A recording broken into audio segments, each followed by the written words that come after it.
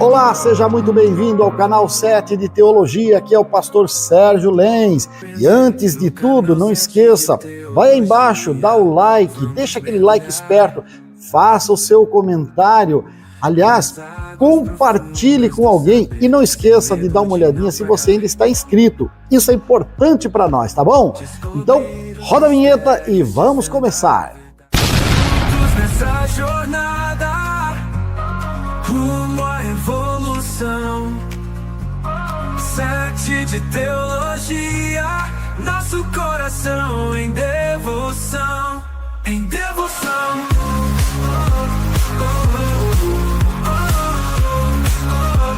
Mateus 1:1, que diz o texto sagrado desta maneira: livro da genealogia de Cristo, filho de Davi, filho de Abraão. Amém? Meus irmãos, esse texto, ele faz parte de um capítulo inteiro de relato de genealogia, e normalmente o leitor mais rápido, para não dizer o leitor comum, ele passa direto, ele pula esses textos de genealogia, assim como o texto de crônicas. Nós procuramos ir mais rápido para ir naqueles textos históricos, proféticos e coisa parecida.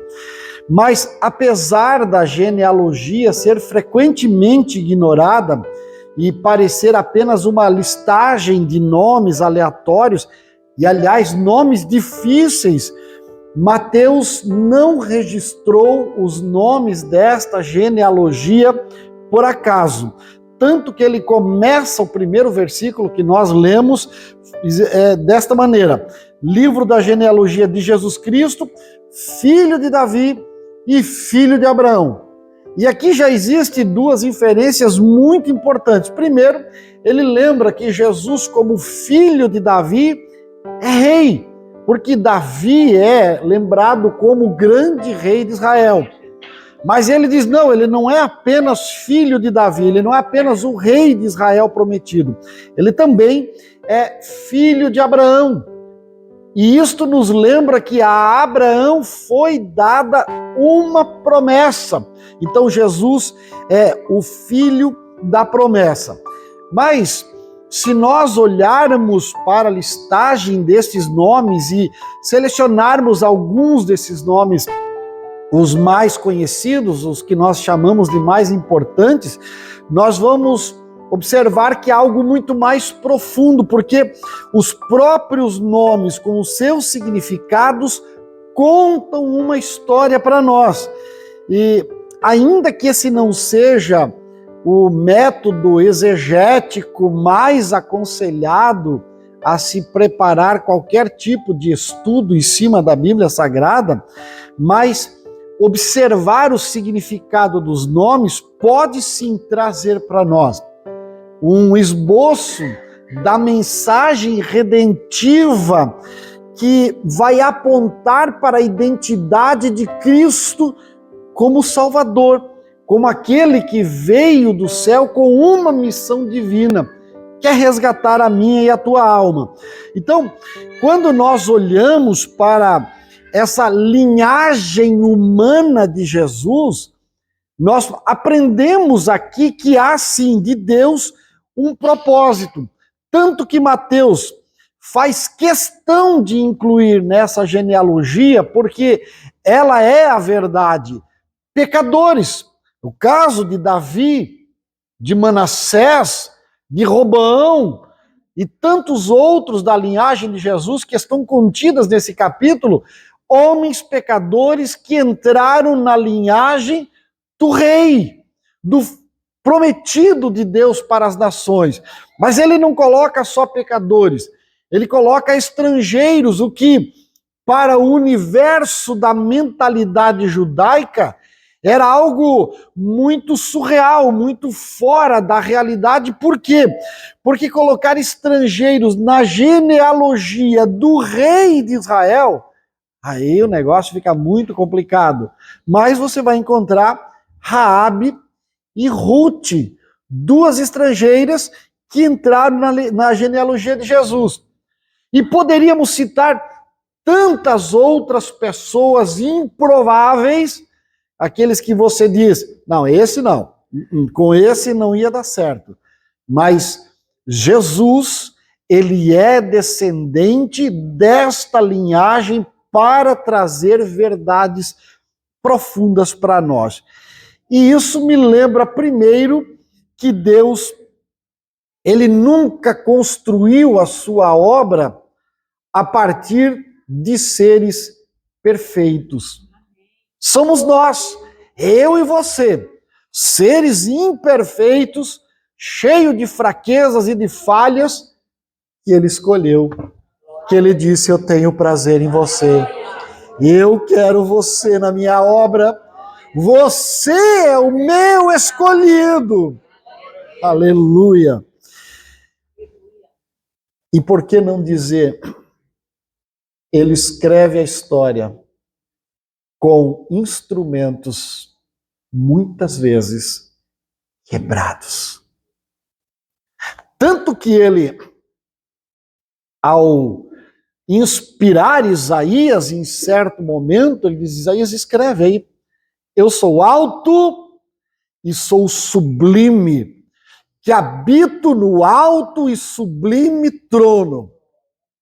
Vírgula. Mas também escreve, eu sou aquele que habito no coração do contrito e do quebrantado, para vivificá-lo. Aleluia! Você pode estar aqui agora, neste momento, quebrado, quebrada, mas ele te escolheu. E a verdade que esse texto aponta para mim é que não existe vaso que Deus não possa usar. Mas só a guisa de conhecimento rápido nessa noite, vamos pensar no significado de alguns nomes que constam nessa genealogia.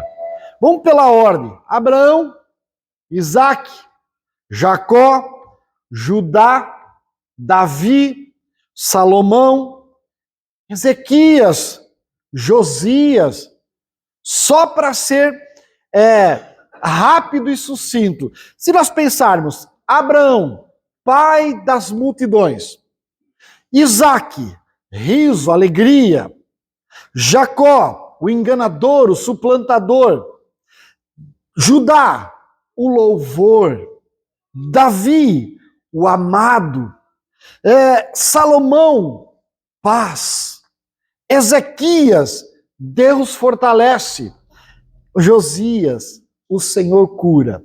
Vamos colocar isso numa frase só? Olha só, vamos pensar junto. Abraão, o pai de multidões, trouxe Isaac, trouxe alegria, trouxe o riso. Mesmo através de Jacó, do enganador, do suplantador, gerando Judá, o louvor. Do amado, que é Davi, veio a paz, que é Salomão. Deus fortalece Ezequias, porque é ele, o Senhor, quem cura, Josias. Se nós pegar isso numa frase só, o pai de multidões trouxe alegria, mesmo através do suplantador, gerando louvor. Do amado veio a paz. Deus fortalece, porque é Deus quem cura. Só para olhar uma pequena lista de alguns dos nomes. Claro, meus irmãos, é importante que essa não é a tradução literal do texto, e eu meio que fiz um salto triplo hermenêutico aqui nessa noite, mas não estou fora da verdade do texto, né? Mateus, ele não quer apenas mostrar para nós uma linhagem que gera uma frase bonita. Mateus quer chegar num nome só, um nome que é especial. O que o texto diz? Ele porás o nome de Jesus. Por quê? Porque é o Senhor quem salva. Sabe, a importância não está em cima dos nomes da genealogia. A importância não reside em você ou em mim. A importância de tudo o que acontece, de tudo o que fazemos, está no nome do Senhor Jesus.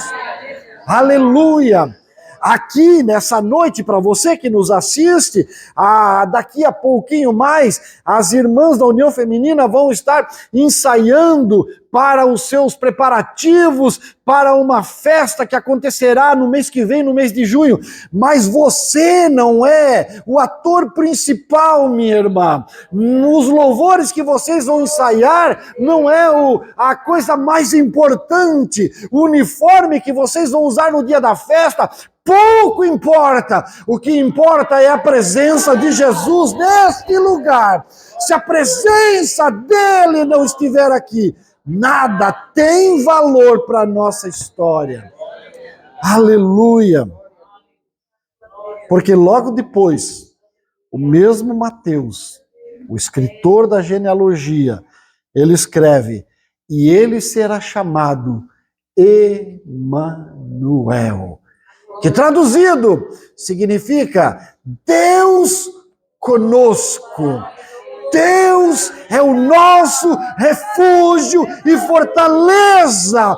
Desde a antemanhã, o Senhor vai na tua frente. É Ele quem cuida de ti. A importância de tudo que fazemos aqui só reside no fato. O fato de que Deus está conosco. O Senhor dos exércitos é o nosso refúgio. Oh, glória a Deus! Oh, glória a Deus! A genealogia, ela relata, ela começa com o nome de homens, mas ela termina com Deus entrando na história. Meu irmão, o dia que você decidiu entrar numa igreja evangélica, o dia que você decidiu dobrar os seus joelhos, foi um ato humano, você até tomou uma decisão, mas é Deus a partir dali quem transforma a tua vida de dia em dia. É Jesus que é o importante dessa festa. Sem Ele nada tem valor, sem a presença dEle nada existe. E é isso que Mateus está lembrando. Não é só uma questão de descendência humana, é uma questão de intervenção divina. Deus em tudo, em todo tempo, em todas as coisas. E se não for isso, nós estamos perdendo o nosso tempo. Então, o que nós aprendemos aqui? Toda genealogia aponta para um único fato. Primeiro, Deus estava conduzindo a história. Aliás, essa é uma das minhas temáticas preferidas. Deus conduz a história das nossas vidas. Segundo, cada nome da genealogia era uma peça, um ator de um grande palco que Deus construiu para que a história, passo a passo, acontecesse para o grande clímax, que é a vinda, a chegada do Salvador bendito das nossas vidas. Glória a Deus, glória a Deus. Agora, veja, a genealogia, ela aponta e a Escritura afirma. A genealogia dá um indicativo, mas é a Escritura quem manda de verdade. Primeiro, que o verbo era Deus. Você vai encontrar João 1. Enarche en proston theon. Ai, pastor, fala língua estranha. Não, é grego, é diferente, né? É diferente. Mas no princípio era aquele que se mexia, aquele que transitava, aquele que andava, aquele que criava, aquele que pela sua palavra de ordem criou todas as coisas. Depois, João 14, mas esta palavra que se mexia, que criava, que dava vida, se fez carne. Aleluia! Para sentir na pele o que você sente, o que eu passo, o que nós sofremos. E aí, Paulo, aos Colossenses 2:9, ele completa dizendo: nele habita toda a plenitude da divindade. Quer dizer, ele até se fez carne, ele até sofreu fome, sede, frio, sono, privações, mas nunca deixou de ser Deus completo. E principalmente após a sua ressurreição, quando ele disse: eu vou ao céu, mas mando outro Consolador, porque através dele, eis que estou convosco todos os dias, até a consumação dos séculos. Esta é a promessa em que ele está lembrando que você não caminha sozinho, que você não faz sozinho, que você não realiza de maneira sozinha. Não, é Deus da minha e da tua vida. Todas as coisas boas que acontecem. Aleluia! Glória a Deus! E aí, para me encaminhar para o final dessa pequena reflexão, tem 4 verdades que eu extraio daqui deste texto, desta reflexão para nós pensarmos. Primeiro, quando pensamos, porque todas as religiões, eu sou a pessoa que mais respeita as religiões, até porque eu fui professor de religiões muitos anos na faculdade e eu aprendi a respeitar as religiões. Por que, pastor? Porque Deus respeita.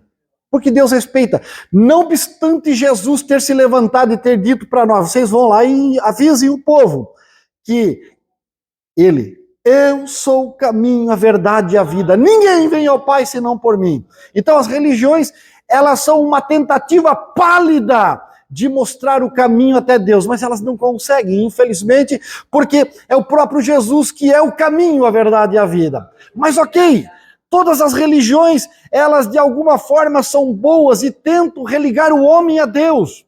Mas veja, primeira verdade, olhando para esta questão religiosa e para alguns extremos, inclusive, em que há pouco ou nada de Deus, aquele Deus alto e sublime, que se assenta no alto e sublime trono, disse: não, vamos fazer o seguinte, vamos entrar na história. Então Deus entra na história. O Emanuel não é uma teoria, ele é uma realidade. Mesmo aquele que não acredita, eu não acredito porque a Bíblia é tudo papel e papel aceita qualquer coisa e não existe, isso é bobagem. Mas é só você olhar para o calendário que você usa hoje. Eu não sei que dia é hoje, 12 de maio de 2026, ou seja, 2026 anos após o nascimento daquele que dividiu a história. Então, pronto, já começou bem por aí. Então, Deus entrou na história, ele não é teoria. E por mais que o homem tente viver, tente fazer a sua própria história, o seu caminho, eu sou dono do meu destino, eu defino os meus caminhos. Mas Deus está ali na história, dizendo: vem, eu quero fazer alguma coisa na sua vida, vem, eu quero transformar, vem, eu quero te ajudar. Eis que estou à porta e bato. Se alguém abrir a porta, eu entrarei nele, na sua história, na sua vida, cearei com ele, e ele vai cear comigo. Aleluia, aleluia, aleluia. Deus não é teoria, Deus é história, Deus é realidade. Entregar a sua vida para o Senhor faz tudo ser diferente. Segunda verdade que eu encontro aqui é que Deus entrou na história desde os primórdios, interagindo com Adão e Eva, interagindo com os seus filhos, chamando Abraão, como estudamos nesse trimestre na escola dominical, chamando outros tantos, mas o que você percebe que faltava alguma coisa. O próprio povo judeu, entendeu Deus muitas vezes como um ser iracundo, distante, destruidor, bravo nas suas colocações, um pai que se assentava distante dos seus filhos. E nem todos os judeus da sua linhagem histórica entenderam esse Deus que Isaías descreve como aquele que habita no coração do contrito e quebrantado. Nem todos entenderam. Mas a segunda verdade é que a história ela veio convergindo, ela veio voando com todas as suas curvas, com todos os seus altos e baixos, e chegou até o ápice. E o ápice, Gálatas 4:4, no momento mais preciso da história, na hora certa, Deus enviou o seu Filho, nascido de mulher. Cristo se torna o centro de toda a história. E como centro, ele lembra que tudo converge nele. Meu irmão, quando eu paro para pensar nas coisas que eu faço no meu dia a dia, muitas vezes eu estou construindo, eu estou reformando, eu estou produzindo, eu estou lendo, eu estou... qualquer coisa que eu faça. E eu me lembro no momento, uau, será que o que eu estou fazendo converge em Cristo? Será que Cristo está sendo o centro da minha história? Essa é uma pergunta que você precisa fazer para você mesmo. Será que Cristo ainda é o centro da minha história? Será que eu estou vivendo para a glória de Deus? Será que há um ponto de ruptura nesse meu egoísmo, nesse meu egocentrismo, nessa minha arrogância? Será que há um ponto de ruptura onde a carne para de mandar e Cristo passa a ser o centro da minha história? Será que de fato Jesus mudou a minha personalidade, o meu ser, a minha forma de ver o mundo, as pessoas e me relacionar com tudo? Porque a verdade é que Mateus está mostrando para nós com a genealogia, nesse capítulo 1, é isso. Cristo é o centro de todas as coisas. Tudo converge nele. Será que as suas atitudes diárias têm convergido em Cristo, meu irmão? Isso precisa ser pensado. Mas tem uma terceira verdade aqui, e essa daqui, se não fizer você chorar, quem sabe você acabou o seu estoque de lágrimas. É que Deus, olhando para essa genealogia, Deus, é o que eu digo, irmão, o dia que você entender Deus, ele deixa de ser Deus. Porque ele podia ter usado potestades do bem, porque tem potestades do mal, né? Ele podia ter usado potestades que nós não conhecemos, seres inimagináveis que os nossos olhos não têm a perspectiva de contemplar aqui nessa vida. Ele podia ter usado anjos, arcanjos, querubins, esses seres nas suas atribuições mais santas, mais perfeitas, mas não. Olhando para essa linhagem que tem Roboão, Abias, que tem Jorão, Uzias, Jotão, Acás. Meu irmão, Deus, ele usa imperfeitos para fazer a escrita de uma história perfeita. Aleluia! Se ele usou aquela linhagem perfeita, ele também vai usar você. Você não é pior do que aqueles reis que, tendo tudo na mão, fizeram tudo errado. Mesmo assim entraram na genealogia de Jesus, e você está aqui pagando preço, orando, jejuando, buscando a Deus, se preparando para dar o seu melhor. Meu irmão, mesmo sendo imperfeito, Ele te ama, Ele te escolheu, Ele tem um prazer na tua vida. Aleluia! Se Ele usou uma linhagem perfeita, Ele vai te usar também. Pode ter certeza, Ele também vai te usar. E eu encerro pensando que aquela genealogia, aquela gente esquisita que entra na linhagem do Messias, ela não é aleatória. Você vê que só pegar uma meia dúzia de nomes e colocar na sequência já tem uma verdade profunda sobre a vinda de Jesus. Agora imagine você, meu irmão, assim como naquela genealogia, que é só a parte muito pequena do todo, você vai observar que Deus está escrevendo uma linda história aqui no capítulo 1 de Mateus. A pergunta que fica para você e para mim nessa noite: você acha que Deus não está escrevendo a tua história também? Você acha que Deus não te conhece? Você acha que o teu nome não está escrito no livro da vida? Você acha que Ele não sabe as tuas dificuldades? Você acha que Ele não sabe as tuas limitações? Você acha que Ele não é mais Deus para operar na tua vida e para transformar a tua história e para dar um fim na hora certa nessa luta que está tentando te derrubar? Ele ainda é Deus! Ele ainda é Deus! Ele ainda é Deus! Ele nunca deixará de ser Deus! Aleluia! Fique de pé, meu irmão.